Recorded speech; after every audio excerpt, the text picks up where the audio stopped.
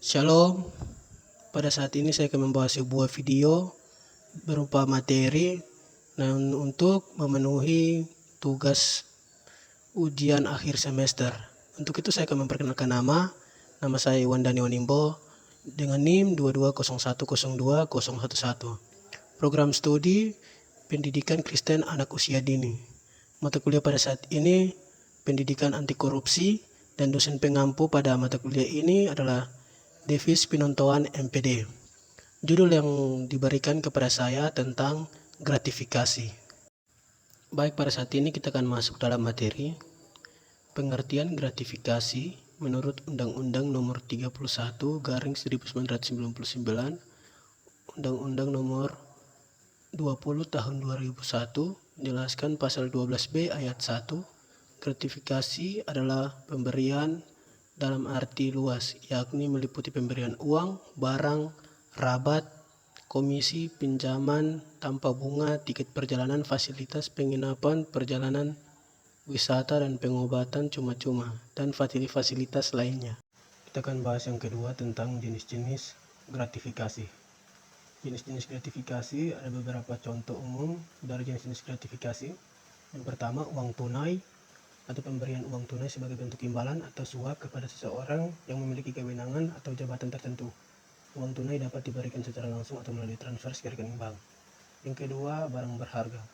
Memberikan barang berharga kepada seseorang sebagai bentuk imbalan atau hadiah seperti perhiasan, kendaraan, barang elektronik, atau properti. Yang ketiga, perjalanan dan akomodasi. Menyediakan tiket pesawat, penginapan, atau paket liburan kepada seseorang dalam rangka mempengaruhi keputusan atau tindakan yang menguntungkan, memberi gratifikasi.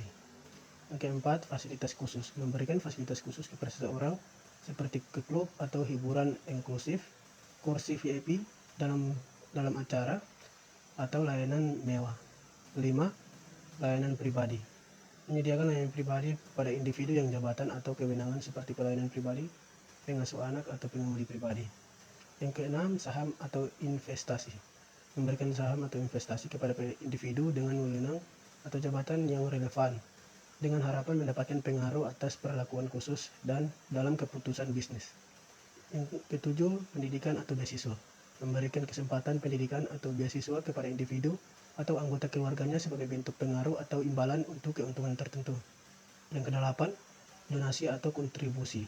Memberikan sumbangan atau kontribusi ke organisasi atau yayasan tertentu yang terkait dengan individu yang memiliki kewenangan atau jabatan dengan harapan mendapatkan perlakuan khusus atau perlindungan. Yang kesembilan, hiburan atau acara. Mengundang individu kewenangan atau jabatan untuk menghindari acara atau liburan tertentu seperti konser, pertandingan olahraga, atau acara sosial. Itu adalah jenis-jenis gratifikasi.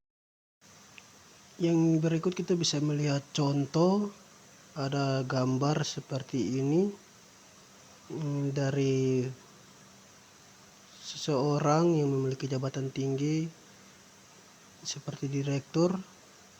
Misalnya, jika seseorang menerima sesuatu atau dijanjikan menerima sesuatu supaya mendapatkan kemudian izin atau investasi, maka ini merupakan suap. Ini yang disebut dengan contoh dari gratifikasi. Baik, kita akan lanjut dengan dampak gratifikasi. Gratifikasi memiliki dampak yang merugikan dan negatif terhadap berbagai aspek, baik itu pelayanan publik, sektor bisnis, maupun masyarakat secara umum. Berikut ini adalah beberapa dampak yang perlu diperhatikan. Yang pertama adalah merusak integritas.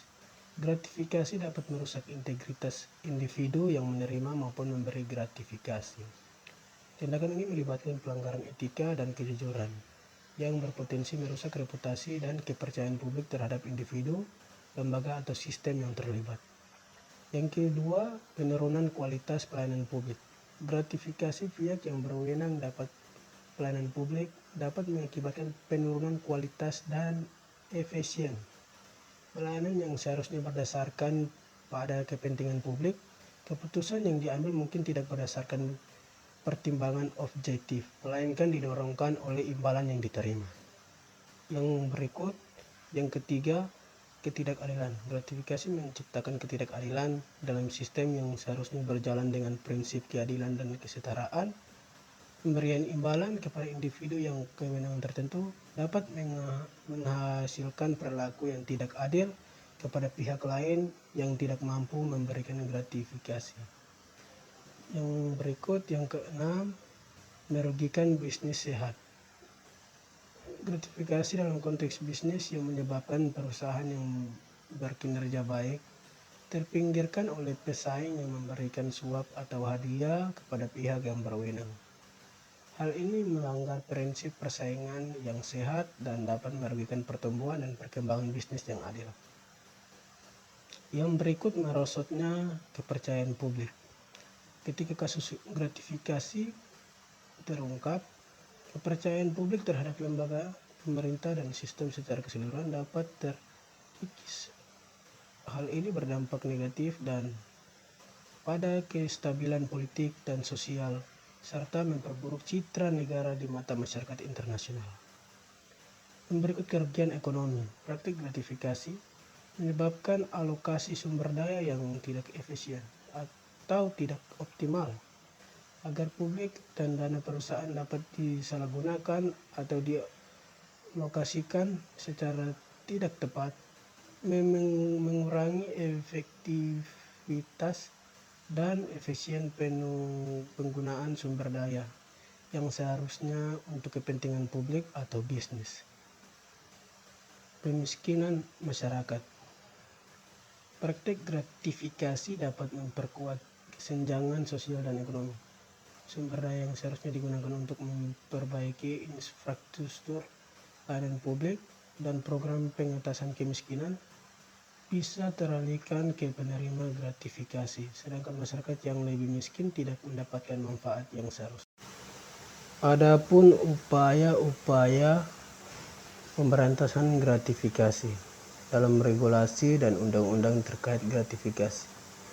Undang-Undang Nomor 20 Tahun 2001 tentang perubahan atas Undang-Undang Nomor 31 Tahun 1999 tentang pemberantasan tindakan korupsi. Undang-undang ini mengatur mengenai tindak pidana korupsi, termasuk pemerintah gratifikasi.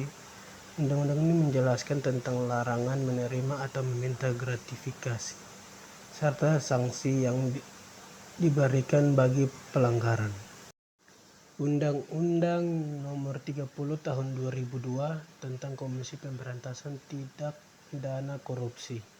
Undang-undang ini mengatur tentang pembentukan Komisi Pemberantasan Korupsi atau disebut dengan KPK sebagai lembaga independen yang bertugas melakukan pencegahan, penindakan, dan pemberantasan tindak pidana korupsi, termasuk gratifikasi. Undang-Undang Nomor 25 Tahun 2009 tentang pelayanan publik. Undang-undang ini bertujuan untuk meningkatkan kualitas pelayanan publik dan melanggar penerimaan gratifikasi dalam bentuk apapun oleh pegawai yang berhubungan dengan pelayanan publik. Adapun lembaga yang dibentuk satuan tugas anti gratifikasi. Yang pertama, Komisi Pemberantasan Korupsi (KPK). Merupakan lembaga independen yang memiliki tugas utama untuk pemberantasan korupsi, termasuk gratifikasi. KPK melakukan penyidikan, penuntunan, atau pencegahan terhadap tindakan pidana korupsi, termasuk gratifikasi. KPK juga memiliki fungsi pengawasan terhadap penyelenggaraan pemerintah dan negara. Saya dapat disimpulkan bahwa tindakan gratifikasi merupakan tindakan yang tidak baik atau dapat merugikan masyarakat atau pelayanan publik. Untuk itu, kita sebagai warga negara Indonesia, kita harus menjunjung yang namanya keadilan. Untuk itu, sebagai mahasiswa harus menjauhkan diri dari namanya gratifikasi. Dari materi ini saya bisa belajar bagaimana gratifikasi ini tidak baik untuk keadilan atau integrasi individu sosial dalam masyarakat atau pelayanan publik. Mungkin itu saja yang saya bisa bagikan lewat materi ini. Untuk itu saya ucapkan terima kasih karena sudah menonton.